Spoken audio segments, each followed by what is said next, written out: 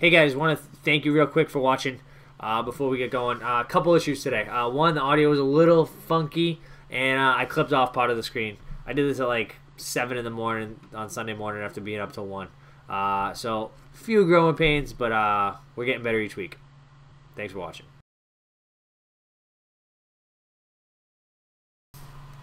And welcome to the third installment of The Lowdown, here with UFC madman Joe Lozon and myself, Jack Canarcio. And we're taking a look at UFC Fight Night last night from Austin, Texas, and a performance, Joe, from Frankie Edgar that I think tells us a lot about how much more of an edge he has than we might realize or appreciate over almost everybody else besides, you know, Jose Aldo and back at lightweight, Benson Henderson. I mean, that performance last night, it pointed to evolutions in Frankie Edgar, I think, not just, you know,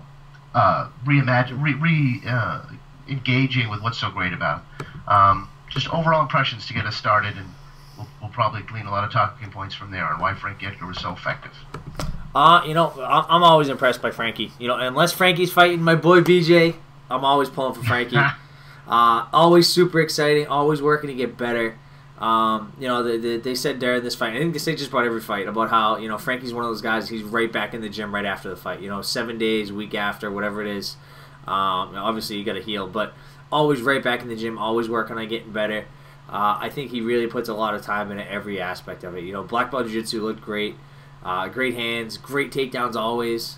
I'm always a huge Frankie Edgar fan. I think he just did an awesome job.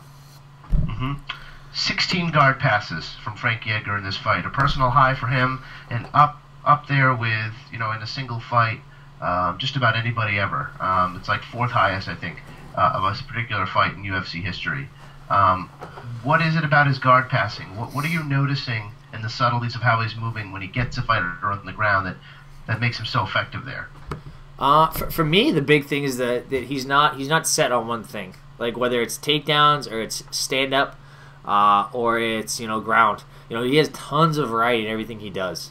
You know, he'll pass left, he'll pass right. He doesn't, like, sometimes guys are, like, they're really good at, like, 1 or 2 things. So they keep going back to those, and guys will scout those out, and they'll kind of be looking for those, and they're not as effective. But with Frankie, he doesn't stop. He's constantly moving. You know, oh, this doesn't work, I go on to the next thing. This doesn't work, I go on to the next thing. He just moves. You know, he did an awesome job. I think his coaches, Almeida was calling for the, you know, telling him between the 4th and the 5th, like, oh, if he turns his back again, let's hit that choke. Let's try and hit that choke. Let's try and choke him. And, you know, I counted him, like, oh, you know, he went for like 6 or 7 or 8 chokes, like just in the 5th round alone. You know, like in all different chokes.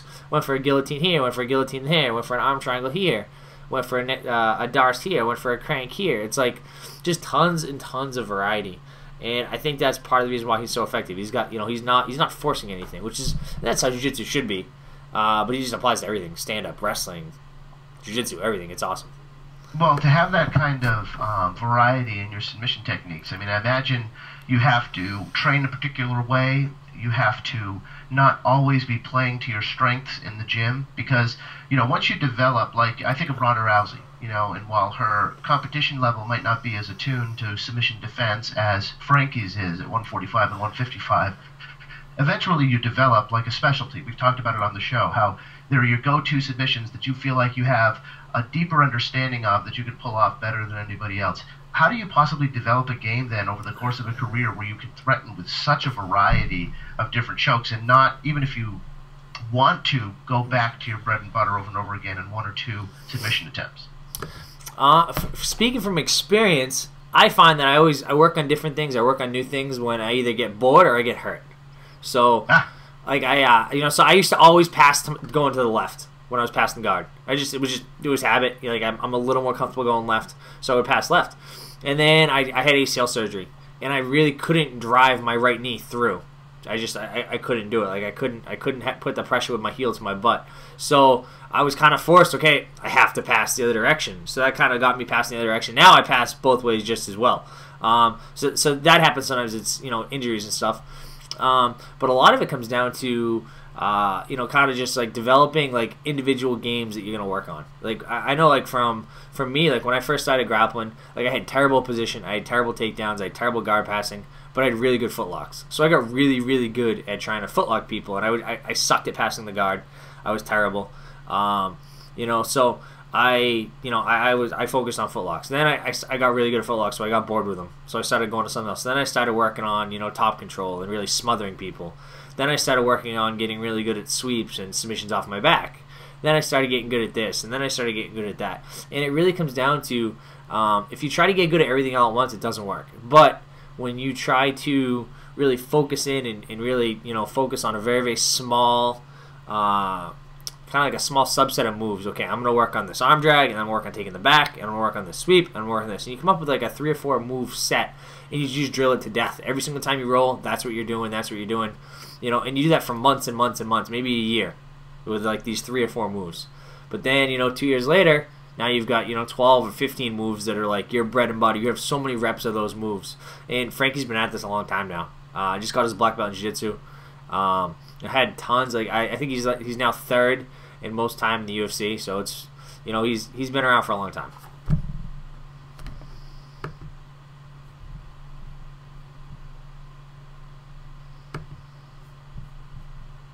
You there? Right. Sorry about that. Yeah, you were kind of frozen in place for a second, but we're back. Okay. So this is the latest finish in UFC history. I believe it's 4:56 of round 5 that Edgar elicits the tap from Swanson. I don't think we'll ever see that again. What was your impression watching this fight, Joe, as to why it seems so important and vital, not only to Frankie Edgar, but his corner in terms of instruction between rounds, to finish this fight? If you had to hazard a guess why a finish was so important, particularly that late in the fight, what would it be? I think the big thing is I think Frankie's always looking to finish. I think that a lot of guys kind of get accused sometimes of just trying to play it safe and just try to, just try to win decisions. Like they don't really care about getting the finish. And I think that Frankie's the opposite of that. I think he's always trying to finish. I think that his corner always wants him to finish. I think they really set the bar high and they expect a lot out of him. They expect him to be in great cardio shape. They expect him to show tons of heart. They expect him to go out and try to, technically dominate, and they expect him to go out and finish. And I think that's awesome. I wish more coaches were like that, where they would go out there, they would expect their guys to go out and finish more. But it's, it's just, I think that's part of the reason why he's as good as he is because he tries super hard, tons of heart. He is very technical, and he's just stubborn. He always wants to break people down, wants to beat people. It's awesome. The hold that did it was more a neck crank than a rear naked choke for sure. It definitely was a pain-centric technique that was sort of twisting the head of Cub Swanson very quickly. I was surprised. Maybe I shouldn't be, considering how painful that hold could potentially be. That Swanson, you would think, being aware of the fact that there were just seconds left in the round, couldn't hold on, felt compelled to tap.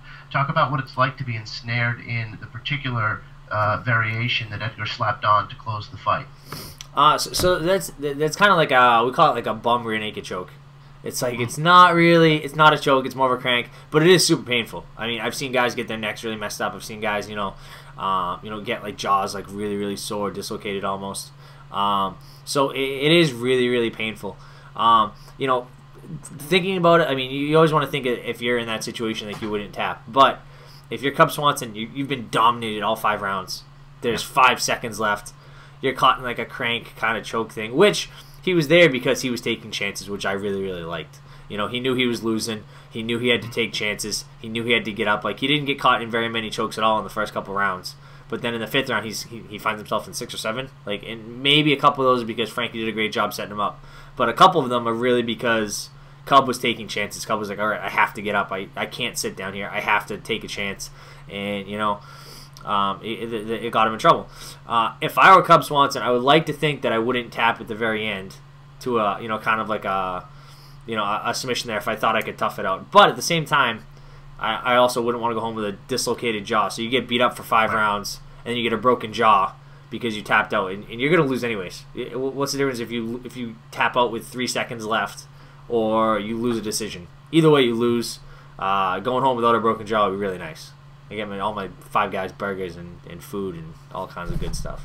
Yeah, that's true. You're missing out on any kind of treats that you might have failed yourself of. So what's the difference between that and the rear naked choke? Obviously, it doesn't cut off blood flow. Obviously, it isn't going to put you to sleep.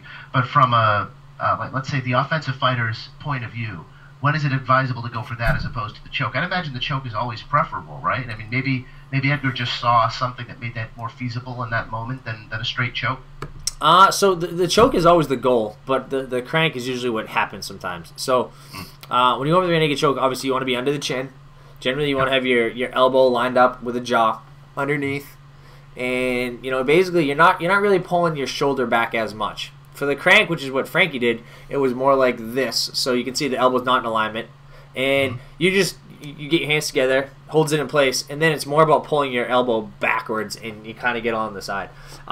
Super painful. It feels like almost like an entire a really bad neck cramp, and it's just really tough to deal with. Hopefully you get your shin down, but a lot of times even when people tuck the chin, that's what we're taught is you crank. If someone's got their chin down, then we crank because it's still just as painful. Chokes are always preferred though, because someone can tough out a crank and maybe they can't move their head back and forth for like a week or so or really stiff, but choke is absolute. You choke someone and you catch them and they're good, they're going unconscious. So we always aim for the choke, but a lot of times the crank kind of happens. In the gym, first I don't ever care about tapping ever. If I get caught, I'll tap. There's no sense in trying to be like the gym class hero.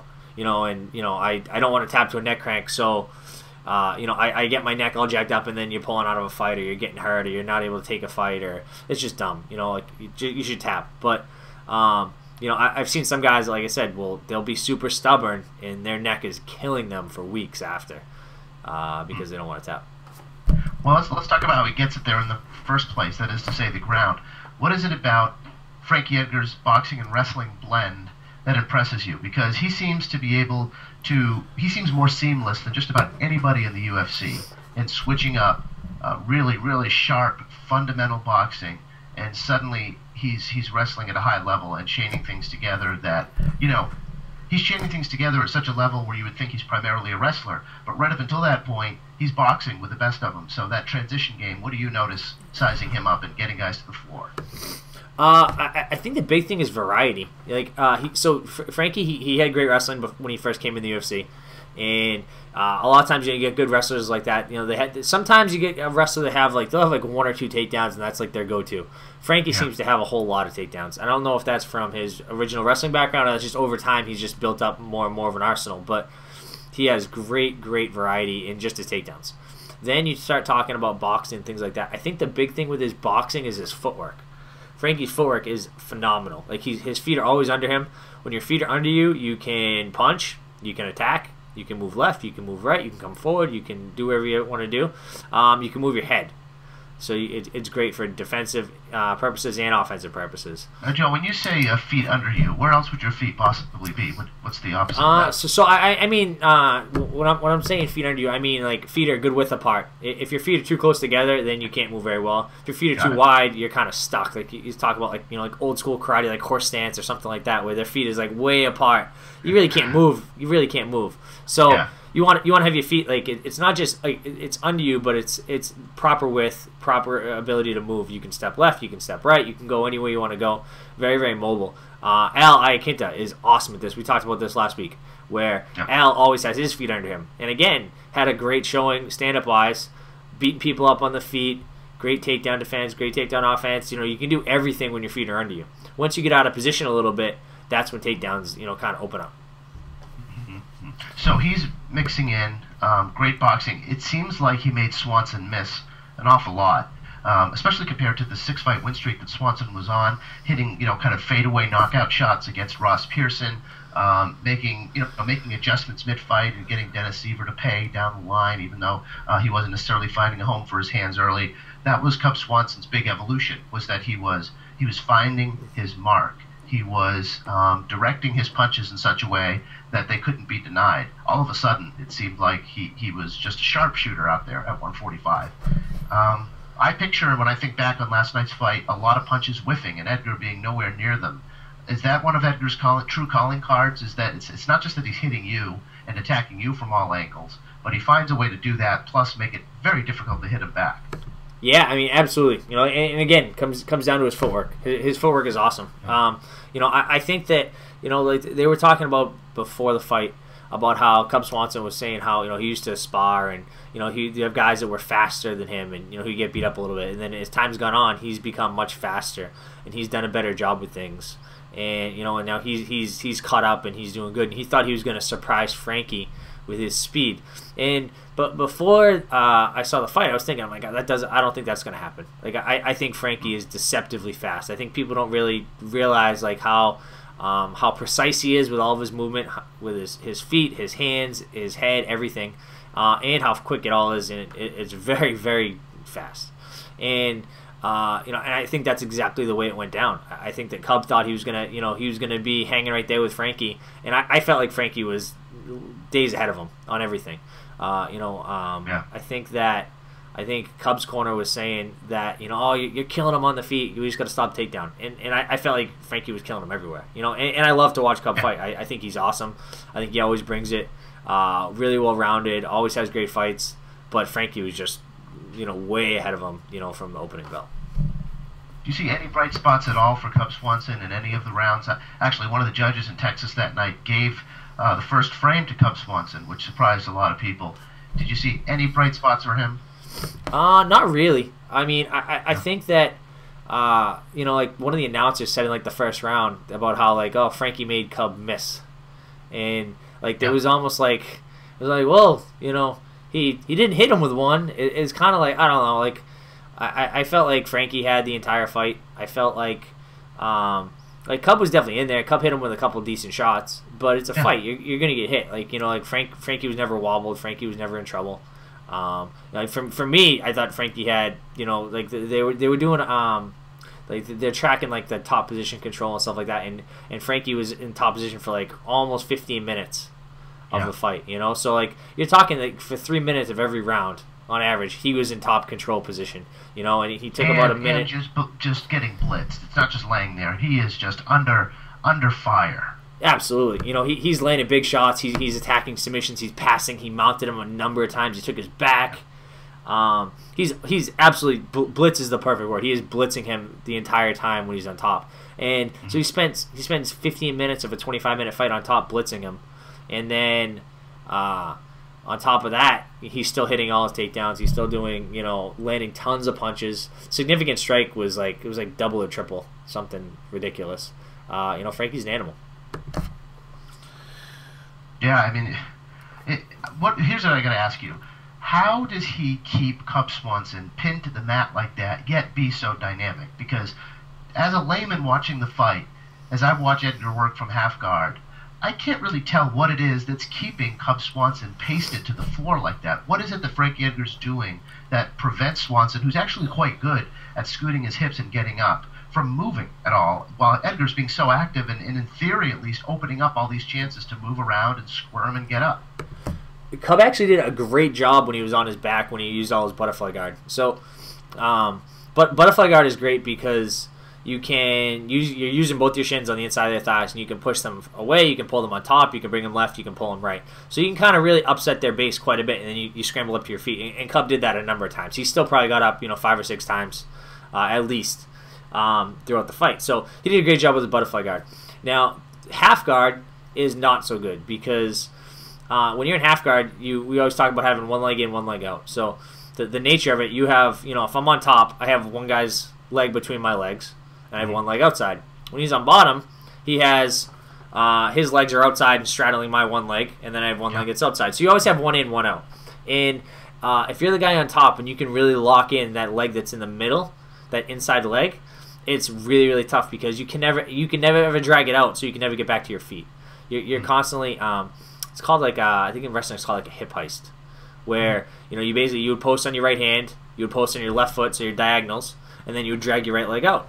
And Frankie just did a great job of controlling that right leg, so Cub could just never get away, could never get out. And every single time Cub tries something, he's passing.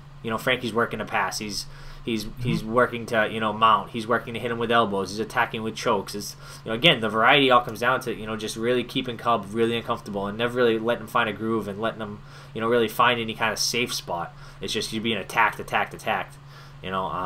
I feel like a lot of people try to like protect their position. Like a lot of people in Frankie's position would have like thrown less strikes to try and hold the position. But Frankie just says, Right. screw it.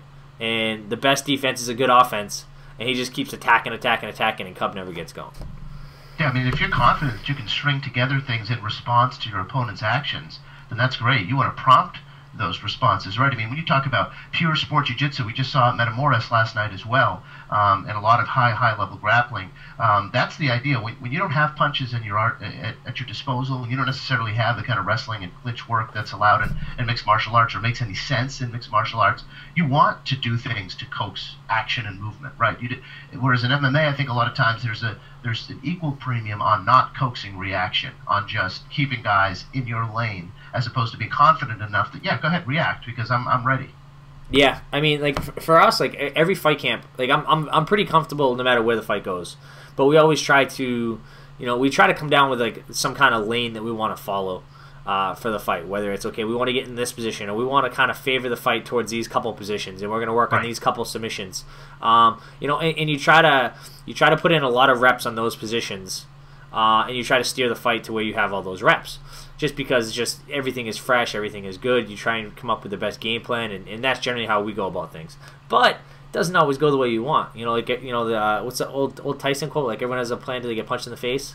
Oh yeah, it's the same thing with MMA, because like you could have the best laid plans, and then something completely unexpected happens, and and then everything is out the window. You expect it to go over there and kick a guy in the leg a whole bunch, and then you get a really bad bruise in your shin, or you break your foot, or something. You know what I mean? Like, there's tons of bad things that can happen in the course of a fight that'll change up the game plan. So, so we game plan for something. We try to have like a specific spot we want to get to, but at the same time, you got to be ready for everything, because and that all comes down to just your normal being in the gym all the time kind of mentality, and just Frankie's got tons and tons of reps at like every position he's going to possibly run into, because he spends so much time in the gym.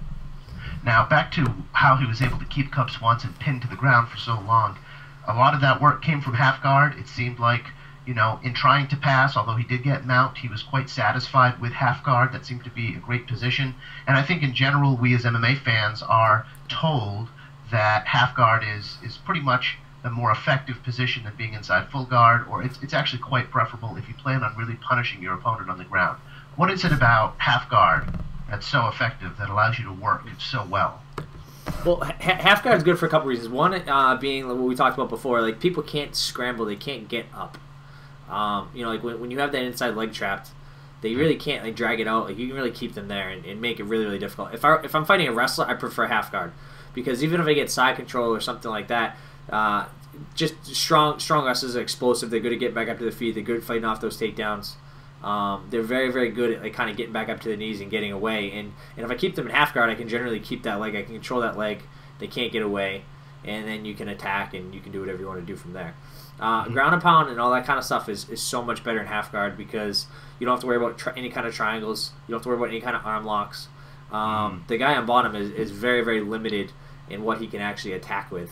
And then when you start talking like close guard and things like that ends up becoming, for me, close guard is not an offensive position at all. I mean, there's very few guys that are like really, really good at it. Like I think it was. This isn't 1993. Yeah. It's not an offensive position anymore. I think like, was it Paul Sass? Was he one of the? He was the triangle king. Yeah, he just triangles all the time. So he was great at it. So he had a lot of submissions off his back from close guard, but for the most part, that doesn't really happen as much. So a lot of times when you see someone in close guard, that's a purely defensive. This isn't the Hoist Gracie days. This is like, okay, I'm gonna close my guard. I'm gonna recollect myself. I'm gonna get a breather for a second, and I'm gonna figure out what I'm gonna do. And most guys, they're gonna get close guard. They're gonna hang out for a couple seconds, figure out what they want to do, and then they're gonna immediately get to half butterfly, something like that. Because if you stay in close guard, you're gonna eat punches. You're never gonna catch your submission. So I like this. I'm understanding. I always appreciate a eureka moment every single week, and I hope the viewers get the same. Half guard, for some reason, I'm focused on, or partly focused on, the upper body of the opponent who's trying to find a way to escape. I'm thinking it's shoulder-based, the way you can sort of get out of there, but I have to keep in mind that leg is pinned. I just have to stop and think to myself, how could I get up off my back if I felt like my leg was basically in a vise, or that my leg was basically strapped to the floor? That's what it feels like. You take one leg away, and all of those escapes that we're accustomed to seeing guys get out from underneath using are kind of out the window if the guy can hold your leg in place. Yes, exactly. You know, and there definitely is like a lot of it being upper body is important too. Like, so you always hear like most people talk about how the most important thing in half guard is the underhook. So if I'm in half guard and I have my left underhook and I'm here, I'm on my right side, then I'm constantly trying to throw that guy up higher over my head and get down closer to his legs and then pop out. But to do that, to bring this elbow up, I have to be able to look my head to the right and look away. So a lot of times you have a lot of shoulder pressure and issues like that where, you know, if I'm trying to get the underhook's the most important thing. Okay, like that's like the typical rule. But if someone can get good head pressure on me and make me look this way, I can't look this way and still turn my body the other direction. It just it doesn't work. So the three big parts to watch when you're watching someone with half guard is pay attention to that inside leg to see, you know, how the guy on top is controlling it and keeping them there. And some guys do a great job at it. Some guys completely neglect it, you know. But that just goes down to, you know, quality of grappling ability and, you know, like a really good wrestler that maybe doesn't care and doesn't care if a guy gets up, or a really good jiu-jitsu guy that really wants to keep the fight down. So controlling that inside leg, paying attention to the underhook, and paying attention to what that person on bottom is able to do with their head. If their head is ever looking towards like that outside leg, that outside arm, they're in a lot of trouble. Like they're in a purely defensive state. They can't do anything. When they're able to get on their other side and look towards that inside leg, then they're working and then they're okay. Very, very interesting. Good stuff. And so for Cub, anything that he could have done in that position that he wasn't to improve his chances of getting the fight upright again? I thought he was doing a good job. I just think that, you know, Frankie hit, you know, like, I don't know, 7, 8 takedowns. He hit a lot of takedowns. A lot of variety of takedowns, too. Like, he hit, like, a couple outside trips. He finished, like, quite a few different ways. And Cub, you know, the fact that he had to hit so many different takedowns just shows that, you know, Cub was defending well just on the takedowns. Sure. But also, he was getting back up. You know, like, I think Cub got up almost every single round. Did a really, really good job. Was using butterfly guard, was popping away, was getting back up. Almost got his back taken a couple times, especially down, you know, closer towards the end, like the 4th round. I think he almost got his back taken, but Frankie didn't want to, you know, commit to it. You know, he was doing well with the takedowns. He was doing well on the feet. You know, he didn't need to take a chance at that point. But I thought Cub did a great job. You know, it's tough. You know, like it's, you know, you always say that, you know, like great fighters make good fighters look like shit, and it's true. You know, like I think that, you know, I think Cub had a great fight. I just think he ran into Frankie, who was just a little bit better. Did you see flashes or echoes of what Frankie did against Cub Swanson last night to what he did against BJ? I know you at the top talked about BJ being a very good friend of yours and an idol in a lot of ways, a mentor, etc. Did he do anything differently against BJ, or was this pretty much the same formula applied to Cub Swanson? I think a lot of it's the same, you know. So Frankie does a really good job. So he has all that variety with his feet and his hands and everything else. So he's constantly like, he's not like the most effective kicker, but he still kicks a good amount. He was throwing knees. He has all that variety, and for the most part, I think Frankie, you know, I think that he's been in a lot of wars, and you know, like where he's boxing almost the entire time.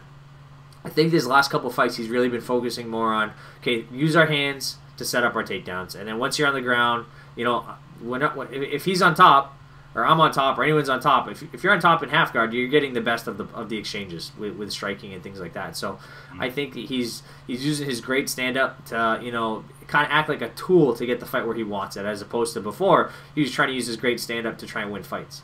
So I think when I'm watching a Frankie Edgar fight, I'm kind of anticipating Frankie to move around for a minute and a half, 2 minutes. Really, you know, kind of set the pace with, you know, moving really, really aggressively, being very, very fast, you know, hitting people quickly, but also pretty heavy too. He's not throwing like some guys will throw like pitter patter, like lighter punches, but you know, just a lot of volume. Frankie throws a lot of volume, but they're heavy shots too, which is unique.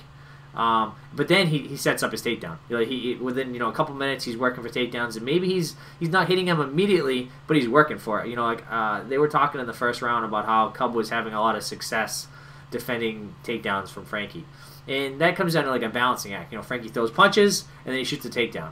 You know, so now Cub has to worry about that takedown. If he's worried about a takedown, which he was, that's why his hands were very, very low the entire fight. He had his hands low because he's kind of favoring the takedown defense as opposed to favoring the, you know, the boxing defense.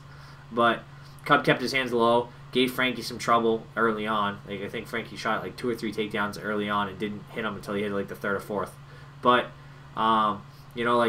make him start defending takedowns, and then you start coming up with punches. When Frankie started landing more punches on the feet, the takedowns were there, and then for the rest of the fight, he was constantly up, down, up, down, up, down, and Cub just couldn't catch up. To your point earlier about how great fighters make good fighters look like shit, this really, to me, is one of those fights, this Frankie Edgar Cub Swanson fight, that crystallizes for me the greatness of someone like Jose Aldo. Because you think back to Aldo versus Edgar at UFC 156, and you ask yourself, why exactly wasn't Frankie Edgar able to do this to Jose Aldo? What is it about Jose Aldo that offered a resistance in departments that Cub Swanson didn't? And I went back and I thought about and I looked at that fight, and it was more just a total reversal of who was pushing forward. Now, Edgar had good rounds in that fight, but when it came to the rounds Aldo won, he didn't allow Frankie Edgar to be that guy moving in behind his jab or getting close enough to him that he actually could string together 2 or 3 takedowns. He couldn't even get his hands on him in that early frame. Plus, Aldo is there kicking his legs the whole time, connecting first with the punches. So I wonder if you can, Joe, give us a sense of what it is that Jose Aldo does as the standard bearer in the division and one of the greatest pound-for-pound fighters we've ever seen in the UFC, that allowed Frankie Edgar to look nothing like this when they fought. So I think that Frankie and Jose Aldo are very similar, but there's a few differences between them. So Frankie prefers hands. Aldo has good hands, but he really prefers kicks. Like he does a lot of damage with those kicks, which will slow down anyone, especially early in the fight. When you're landing those kicks early in the fight, that's really going to impact you. And for a guy like Frankie or Ally Quinta or anyone like that, you really have to. You really got to be careful you're not taking too much damage, because when your footwork is such a big part of your game, and now you're getting those legs chopped out, it's really, really tough to and move Cub around. wasn't really bringing many leg kicks. I think he was afraid if they'd get caught and he'd get put on his ass right away. Yep, and that's part of that's by design. Frankie works really, really hard at all that stuff so that he's not susceptible. He's smart. He knows that his footwork is one of his best weapons, so he doesn't leave it exposed. He worked really, really hard at a lot of kickboxing stuff, catching kicks, and he does a great job. Like anytime anyone tries to kick, good luck even trying to kick to the body or the head or anything. He's gonna catch that foot he's got glue on his hands, and make it really, really tough. And Aldo recoils on a kick in such a way where he's like the hardest kick to catch, I think. I mean, Edgar did get his hands on a kick once or twice, but even when it hit the floor, Aldo was right back up. It's just, I think, in a lot of the departments we talked about Cub Swanson struggling, Aldo not only doesn't struggle, but is a lot harder to get there in the first place. Yeah, and Aldo doesn't mess around either. There's not a single kick that he throws that is not intended to, break your leg. 100%. He's trying to take you out 100% with every single kick. We've seen it time and time again where he's just battering guys' legs, and doing a lot of damage. So the leg kicks were definitely a piece of that and a component. And like we said how good Frankie was at catching kicks, but again, Aldo is just so quick at it. Sometimes you're great at catching kicks, but you get someone that's a little bit better at kicking, it's trouble. On top of that, Aldo has I think Frankie has the wrestling advantage for sure, but Aldo is very, very good takedown defense, has very good offensive takedowns too, but. I think the biggest difference there was the size. I think so Frankie was a champ at a higher weight class, but he always he was never really cutting weight. He was always his speed was just that much more. Even though guys were bigger and stronger, it didn't matter because he was constantly hitting them on the outside and then taking them down, hitting them on the outside and then taking them down. So the strength didn't really matter until Frankie was on top in half. So it didn't really affect him as much. But now you get a guy that is just as good of a striker, that is a little bit bigger, although is probably a more fitting body frame for 55 than Frankie ever was. So you get a guy that's bigger, that's just as good of a striker, that has kind of your kryptonite with all those leg kicks and just the kind of the inverse of his striking style a little bit. Kind of like Ben Henderson too. I mean, with those leg kicks. I mean that was it. The moments in the fight that you see Edgar being most vulnerable in his losses, as few as they are when he's getting his legs chopped out from under him and he's landing on his ass. It's that is antithetical to what Frankie Edgar is trying to do. If he has to worry about that, it's going to throw off a lot about his game. Yeah, for sure. And again, just styles make fights. That's really what it comes down to. That's probably the reason why it's so exciting to watch. I think Cub was ranked number 2 and Frankie was 3. which is crazy to me. But you would think, oh, the number 2 guy is always going to win, and it just doesn't work like that. You know, it all comes down to who else they beat, and you know, but it's always exciting. And how they were matched up running in the run-up. Yeah, how they're matched up. And speaking of which, in terms of how they're matched up and putting together a campaign, everyone's talking about Conor McGregor. The new hot talking point whenever anyone at 145 at the top level fights, Joe, is, oh, he's a wrestler. They're not going to put him anywhere near Conor McGregor. There's this premium now on not getting McGregor tested before you can make that money on that title fight in the wrestling department and having a guy that can shut him down. From what you've seen from Conor McGregor, and you've sung his praises already on the lowdown, how do you see him programming against Frankie Edgar? Does he struggle? I think he does struggle against Frankie Edgar, you know, but here's the thing. So, you know, so like I said, I think last week we were talking about Conor, and I don't think he's as good as he's claiming to be, but he's still very, very good. He's still very exciting. You get tons of people trying to, you know, kind of emulate him a little bit. He's getting the Conor, you know, he got paid really, really well. He's getting tons of attention. I've seen a lot more trash talk out of people, like in the last couple weeks. So yeah, he's animated the whole division. Everybody's got something to say. Everybody's got a personality all of a sudden. Yeah, absolutely. So it's interesting to kind of see how it's all kind of come about. You know, now everyone keeps acting like oh, let's put Conor against a wrestler. Let's put why is everyone so intent on having Conor lose? You know, like why not? Exactly. Exactly. They want to spoil the UFC's best laid plans, even though they know in their heart of hearts that when the UFC executes a plan like that, it's so exciting.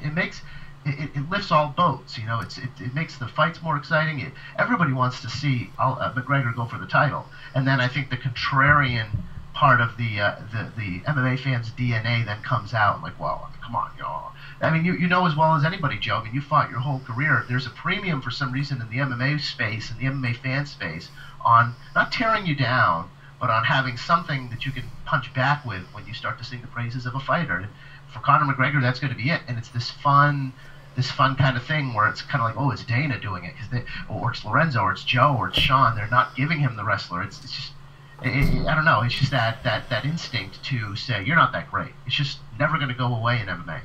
Well, we talk about how styles make fights, right? So yeah. Joe Silva, UFC matchmaker, super smart, right? Understands dynamics of like what makes a good fight. Understands, you know, who's probably going to beat who. I'll bet, like, I don't know, but I'll bet that he has like, I bet he can predict like very certain, with a high degree of certainty, who's going to win almost every fight. So he's matching up a fight, and he knows, like, oh, well, this guy's going to beat this guy, and this is how this is going to end, before the fight even happens. And there's always going to be upsets. There's always going to be surprises. He's not going to be right all the time. But I'll bet he's right way more often than he's not. So if you look at someone like Conor McGregor, right, because he's talking, everyone wants to see him lose. So everyone is kind of searching for, like, that kryptonite. Everyone's looking for that, you know, really good wrestler, or this person or that person or whatever, you know? Like, I don't hear everyone calling for, okay, who's going to beat Machida? Well, who's going to beat this person? Who's going to beat that person? Oh, he can't fight this kind of guy. Like, this is the guy that gives him the most trouble. I want to see him fight a guy that's going to give him the most trouble. You know, in every single fight, there's two guys. You're going to weigh off their pros and cons against each other, and we're going to get an exciting fight. You know, and right now Conor's doing so well. He's doing a great job, you know, getting people excited for fights. He's had super exciting fights. Why go and derail that whole hype train when you go and get a wrestler that's going to take him down, hold him down, and do nothing? It's like, you know, now we're getting back to, you know, like kind of like the GSP kind of days where you get someone that's really dominant, but sometimes GSP fights are not, like, I always appreciate his fights because I love to see what he's doing ground and pound wise and takedown wise and all that kind of stuff. So, like, I'm always watching very intently, but for the most part, people aren't very excited to see St. Pierre shoot a single leg and then lay in half guard throwing elbows for, you know, 25 minutes. You know, why does everyone all of a sudden, just because they don't like what Conor's saying, because he's being exciting, he's showing a personality, you know, oh no, this guy's got to go. We can't have any personalities.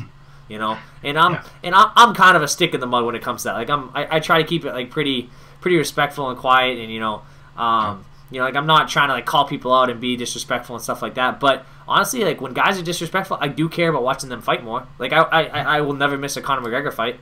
You know, like, there's tons of other guys that are great fighters. The psychology of the consumer, it's about showing and proving.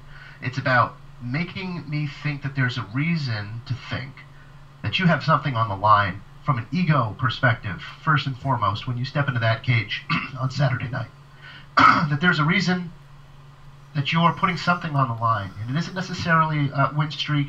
It isn't necessarily, you know, your career. It's, you said you're going to do this to this guy, so I gotta see if you can do it, because if you can't do it, I can point and laugh, and if you can do it, I gotta acknowledge that, and I know over the course of my fandom as a UFC fan that those are great moments when a guy actually delivers on what he promises and kind of tilts the public sense about him towards him, where people have to acknowledge fight after fight that this guy's great. So I think that's such an endemic part of what makes the UFC exciting. If they went in the direction of constantly trying to test guys in every department that they haven't been tested in yet, and only settled for guys at the top who can beat every single opponent in the division, not only would we have, Joe, I think, a rather boring style at the top, but the tickets won't move. I mean, do you want how much of a hunk do you want to take out of the UFC's business here? They have to take the guys that are charismatic and accentuate them and give them the best shot at being tops in the division. And there will come a point where they have to fight somebody who isn't to their favor. But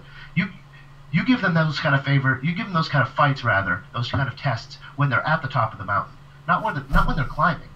Yeah, no, I'm with you, and I think it's because Conor's done such a good job talking himself up. He's only had, like 3 or 4 fights in the UFC, I think? Yeah. Like, most people wouldn't know who he was if it wasn't because of the talking. No one would ever in a million years be calling for, oh, this guy with 3 fights, we have to get him, smash, who's the best guy to fight him? Oh, this guy would beat him, let's have that guy fight him, smash this guy, smash this new guy. It's like, what do you want? You want to be entertained, you want to have good fights, you want to have exciting fights, and then you get a guy that gives you all of that. He can talk. It's not that he's just running his mouth and he's having boring fights. He can talk and he can really fight. He's finished everyone he's fought, and he's I don't want to add to the hype, but he called how he was going to beat them, and then he's done it, and he's just done it over and over, and it's exciting. So like, why are people so intent on derailing that hype train? Like I'm like I said, he's got me hooked. I want to watch. I want to see what happens. Like I want him to win because I want to keep hearing him talk. So. And the UFC is not that different, like they're not, I don't think they're protecting guys, but every single time they get a fight, they don't think, okay, what is the worst possible fight for this guy? Okay, we're going to do that. We're going to get this guy a loss. It's like, it doesn't work like that.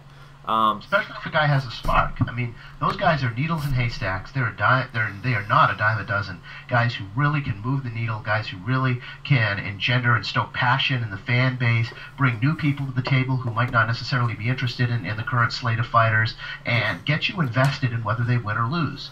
A lot of fighters don't understand how to get people invested in their fight.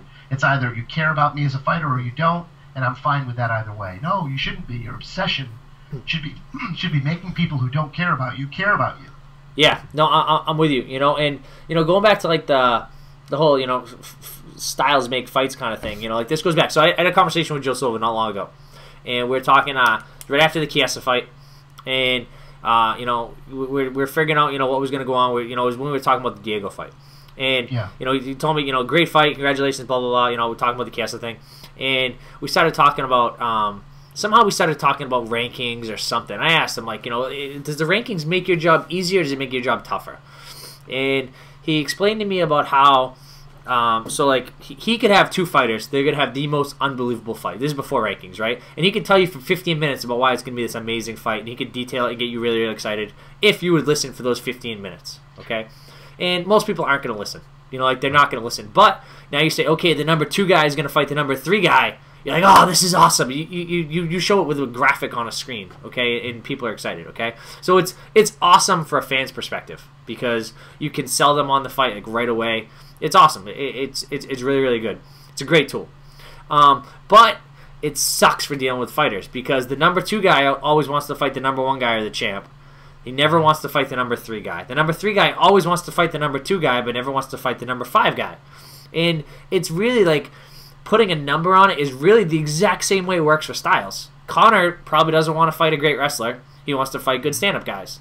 And good wrestlers don't want to fight a better wrestler. They want to fight a stand-up guy or a guy that has worse wrestling. So it kind of all it's always a balancing act between styles, skill sets. And it's just that, fans are now seeing things a little clearer. They're becoming a little more educated. Fans are becoming smarter about what's going on.